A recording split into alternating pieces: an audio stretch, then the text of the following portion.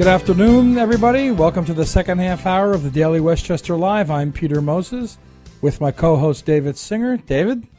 Good afternoon. And who's the person who's with us? What's her name again? And we have Jenifer Ross with us, who is the founder and operator of Water Cooler Hub, which is a probably, I think, the only co-working facility in Westchester County. There is one other that's in Hastings. It's called the Ink, and it's part of the Purple Crayon. It's a little bit different model. They really have more offices that you can rent by the month. I got you. Yeah, what I'm curious about, I'm curious about a lot of things, but curious about with this business right now is that there is an abundance.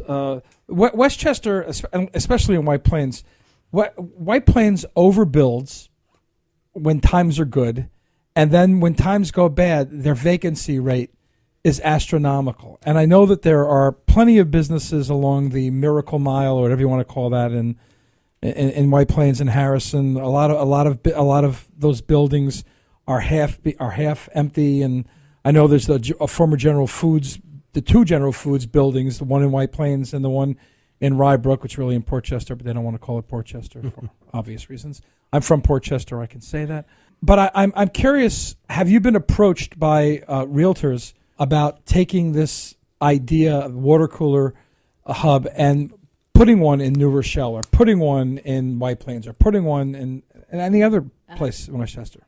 Yes, I actually have by about a half a dozen people so far. A few, one from Bronxville, one from Mount Vernon, one Mount Kisco, White Plains. Not just developers. Sometimes they're just people who think that they would like to do something like this themselves and would like to have a water cooler to somewhere else. And is that something, I mean, that's something that in time you're going to want to, you want them, if people want to use your name, you're going to want to franchise or manage or whatever it is. Yeah. I guess licensing is what's been advised to me so far. And it seems as though, a recent Desk Mag article mentioned that 32% of co-working spaces that opened up in the last few years, 32% of them will have plans to expand this next year and increase their size in terms of locations. So it is a real growing, budding business, and the model is easily replicated. A lot of people don't necessarily have the tools to create those spaces elsewhere. They need a model that they can base their own efforts on. And I think once I'm able to fine-tune water cooler to a place where I feel that it's something that I can expand and help other people build these beyond my own space, I would love to.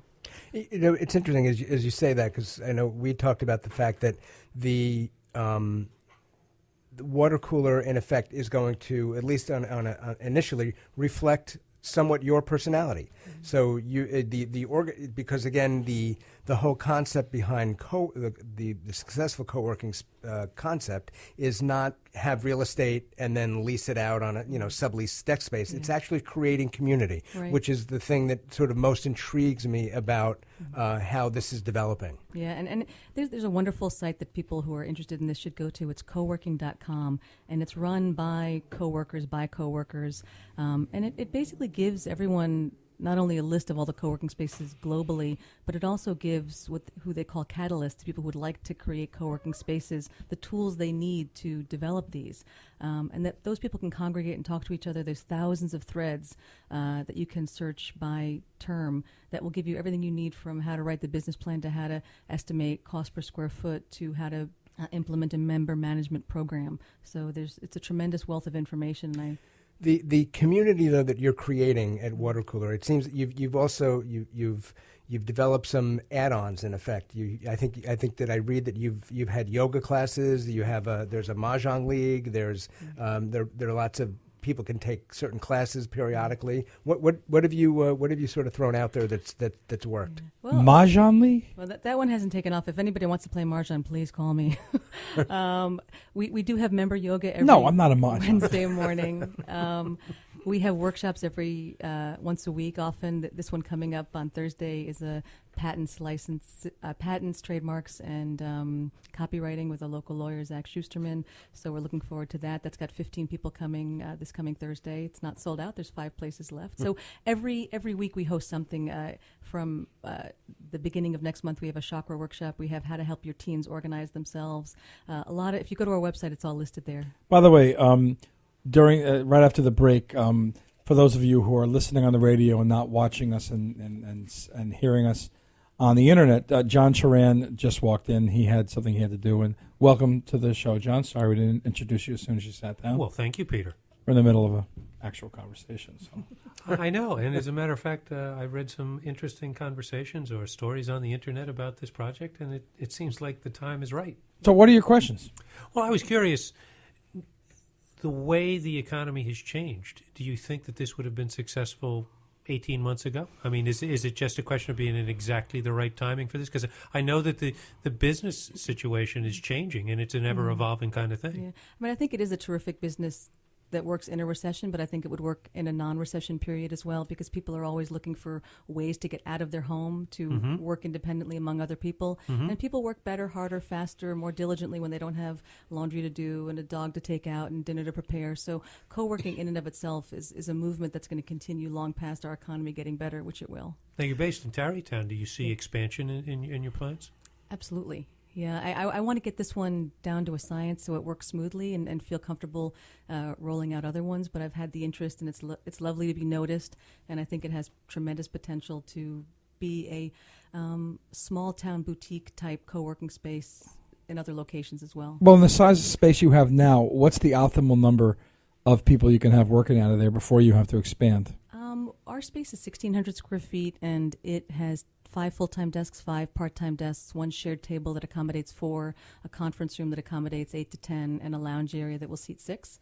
So on a day that we might reach capacity, we might have 10, 12 people working there, and it's pretty comfortable. Do you think this might work in neighborhoods, say in a big city like New York City, so that it could be neighborhood-centric rather than trying to cater to the whole city? Absolutely. I mean, New York City, I think they have at least a dozen spaces at this point. None so much in Midtown, but more down in the Flatiron District and the Village. There's one in Harlem.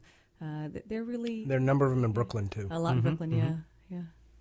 So they do tend to focus on communities, little niches, and Sure. then people will go to one and then invite their friends to come. So it does become a place where it's going to be a little bit of a Breck commercial grassroots. But the demographic that you have or that you go after is actually a little older than what you'd get, I think, in Brooklyn or downtown. Yeah, Okay. And the profile and also the career path for these folks is going to be very different. And in fact, one of the areas of growth that I would really see for your concept are people who are sort of pursuing the encore careers. People who have been, someone who's been working for a lawyer for 30 years wants to just bag being a lawyer and do something completely different, and needs doesn't have the self-discipline to do it just at home, but also wants the ability to sort of tap into a little community feel. Yeah. This is the sweet spot. It's a terrific place to network as well. It's a very natural and organic environment where people can just turn to each other and say, hey, I've got this project. Can you bid on it for me? It's a graphic design mailer that I need done by Wednesday. And that happens a lot within. One of our local lawyers has gotten a number of jobs out of the space. My husband, who's a graphic designer, has picked up a bunch of work, web designers. So it is a very, very natural place to do business. One of the, Jenifer and I were talking about this, about 10 years ago, there's a sociologist named Robert Putnam who wrote a book called Bowling Alone. And it was a book about the sort of the demise of civic engagement in the country. And it reflects a lot of people sort of just being siloed. And this was actually written prior to sort of the real advent and ramping up of social media.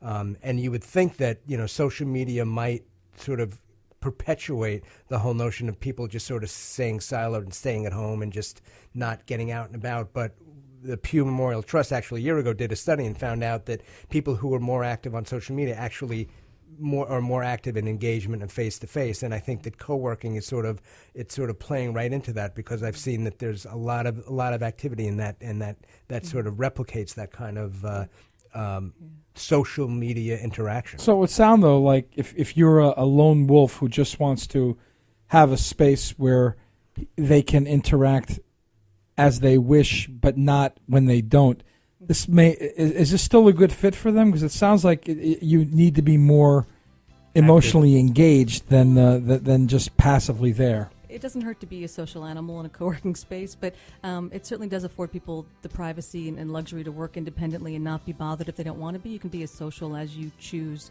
But it isn't like a traditional office where you're going to have interactions with people that relate to the work that you're doing together. Since you're all independents, there's no office politics. So really, if somebody's on Facebook all day, you don't really care. You know? And hopefully no office romance that you have to deal with any issues with that. That's, only among co-dogs. Yeah.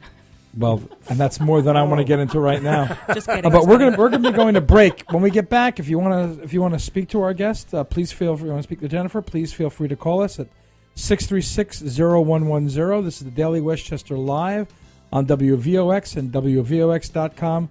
We'll be right back.